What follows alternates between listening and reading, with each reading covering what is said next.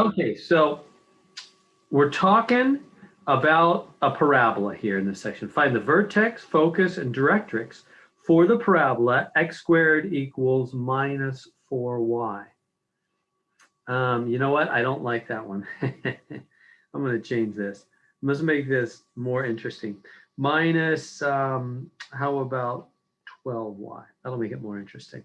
Okay, so find the vertex, focus, and directrix for the parabola x squared equals minus 12y. Now, let's go to the notes. So here's the notes, the exam 5 notes, which talks about graphing a parabola centered at the origin. That's where we're beginning.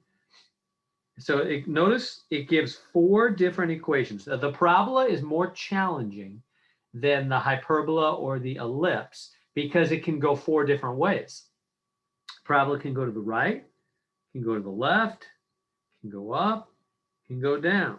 4 different ways. And so the key, the first most important key is to get the direction the thing is going.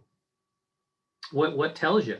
Well, it goes to the right when you have positive 4ax. That makes sense, right? Positive x-axis is to the right. It goes to the left when you have minus 4ax, right? Negative x-axis goes to the left. The parabola goes up when you have positive 4ay. See, the right side is positive 4ay. Up, positive y. Parabola goes up. And the parabola goes down when you have negative 4ay. Down, down, negative y direction. So now what's confusing, what's hard, is on the other side of the equation we have x squared, or maybe y squared. Why isn't it that? Well, it just simply is not. It's the right, it's the x to the first power or the y to the first power. It's the first power letters side, not the second power. So you get the second power alone. See how y squared's alone, or same thing here, x squared's alone. And then the other side, which will be the first power. And by the way, that's what's unique about the parabola. Notice one of his letters is the first power, and one of his letters is the second power. So it's the first power letter that tells you the direction the parabola goes. The ellipse and the hyperbola, they both had everything to the second power. X was to the second power, y was to the second power, everything was to the second power. But now for the parabola, we have one letter is to the second power, but the other is first, either y squared and then x is to the first, or x squared and y is to the first. So that's what's unique about a parabola. And the first power letter tells you the way it goes. Okay, so looking at the one we have, what do we have?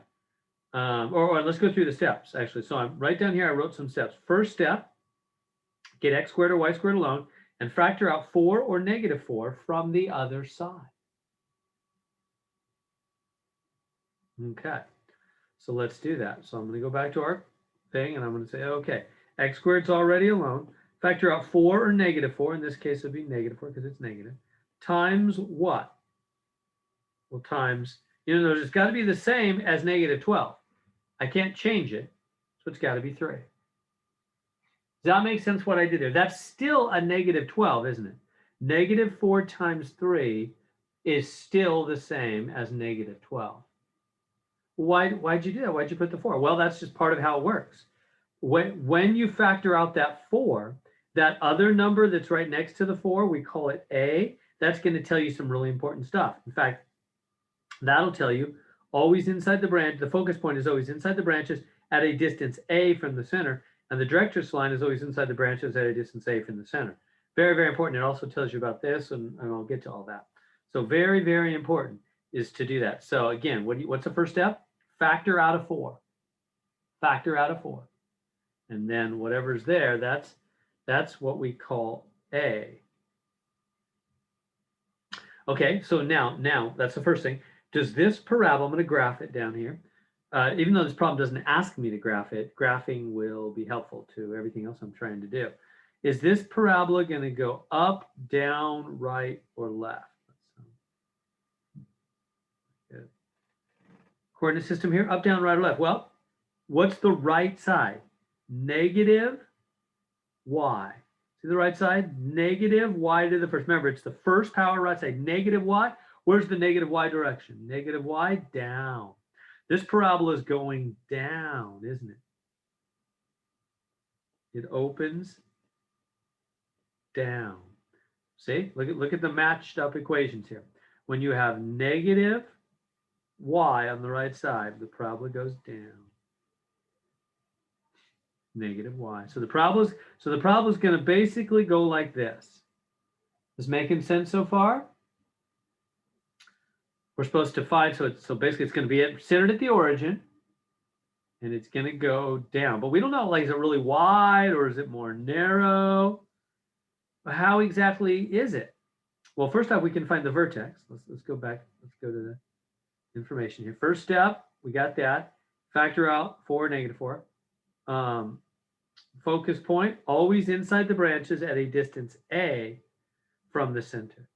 At a distance A from the center. So it's inside the branches. So we know this thing is going down.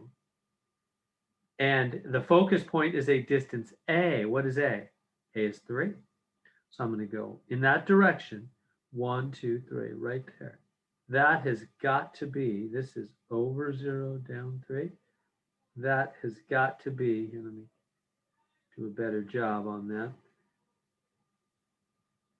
This is the focus point, isn't it? How did I come up with that? A distance A. No, how do you know it wasn't like up there? Because we already know the branches are going to go down, and the focus point is always inside the branches. Where does it say that? Right here. Focus point, always inside the branches. So if our thing went up, the focus point would be up. If our branches went right, the focus point would be right. If our branches went left, focus point would be left. But our branches go down, so our focus point is down. That making sense? The focus point is always inside the branches. How far inside? At a distance A from the center. What is A? A is this number right next to y or x. Next to the 4. A better way to say it is it's next to the 4 or the negative 4. It's the A is the number next to 4 or negative 4. So if you come back up here, what's next to 4 or negative 4? 3. So A equals 3. So that's why I went down 1, 2, 3. There's the focus point. Okay. Where's the directrix line? The directrix line is the other way. Directrix line is always behind the branches at a distance A from the center. See how on all these ones, here's the focus point and the directrix line, this is called the directrix line, is right behind it, same distance. It's 3 this way, it's 3 back to the directrix line. It's always behind it. Or if the focus point, if the branches go up, then the directrix is behind. So it's always behind. So it's up here, 3. I'm going to go right here. Up at, I didn't do that so well. Right there. And this is the x-axis, the y-axis. So that hits the y-axis at y equals 3. So that's the equation of the directrix. Y equals 3. The focus point is over 0, down 3. And now let's draw the thing. Well, and what's the vertex? The vertex is a fancy word for the center, which is 0, 0. So generally the branches, I'll just draw. We can find some other points later. We don't have to on this one, so I'm not going to bother with it. This is the vertex, which is the center, which is 0, 0. They just call it vertex. I don't know why they don't just call it center, but it's the same thing. So there we go. We found everything we need to find. I was casual about the graph. In a little bit, I'll be more specific and I'll find exact points, but they're not making us graph this one. It's just find the stuff and move along. So I don't really have to do more specifics than that. Is that making sense there? So again, we're centered at the origin, 0, 0. We factored out our negative 4. This left a 3 sitting there to be the same as negative 12. That 3 is A. A is how far inside the branches to the focus point. And we know the branches go down because the right side is negative for a y. Negative y direction is down. The branches go down, so the focus point goes down 3. And the directrix line is back 3. The directrix line is always behind the branches. The focus point is inside the branches. The directrix line is a line. That's a line equation, not a point. Right? Equation of the directrix equation. It's a line. Right? This is a line. And so it's a line equation. It hits the y-axis at up 3. And the focus point is a point. over 0 down 3, which means parentheses, two numbers. The vertex, the center is 0, 0. So let me show one more thing, even though we don't have to graph this one. Let me show you really exactly. I mean, that's generally what the graph looks like, but specifically, I'll give a little more information on this one than we really need right now. They're saying, oh, it's right here. Find the 2 points. How do you find the 2 points? On the branches called latus rectum. Sounds like a medical term, huh? So on the branches, there's these 2 points called latus rectum points. I think it's Latin, right? And they are plus or minus a, plus or minus 2a, or vice versa. For specific, see the pictures. So in our case, it's, see right here, it's 2a. This is ours, right? Ours is down. So there it is right there. See, it's 2a minus a and minus 2a minus a. Those are the latus rectum points. They are always at the focus depth inside the branches, but twice the focal distance away from the focus. Do you understand that? They are always at the focus depth, but twice the distance is the focus. What am I saying? Well, they're going to be right here at the focus depth. So in other words, the latus rectum points are going to be on this line. They're 3 away from the center. They're at the focus depth, 3 away, but they go twice as far. So at that depth, twice 3, 6. So if I go right 6 and left 6, so 1, 2, 3, 4, 5, 6. There it is. There's one of them. 1, 2, 3, 4, 5, 6. Here's the other one. That's where the branches technically are. It's right through there. It wasn't very good drawing. Right through there. That's the actual. What is that point? That's the point. Over 6 down 3. This is the point. Back 6 down 3. So those are what are called the latus rectum points. And you might think, well, why do we care about that? Well, that just helps you to graph it. So we don't have to graph on this one, but on some of the other ones you will. And they'll ask you to click another point. They'll say, when you make the graph, click the center. That's 0, 0. That's easy. And then click one other point on the graph to make the problem. Because you got to tell it how wide should the branches be narrow, should they be really wide.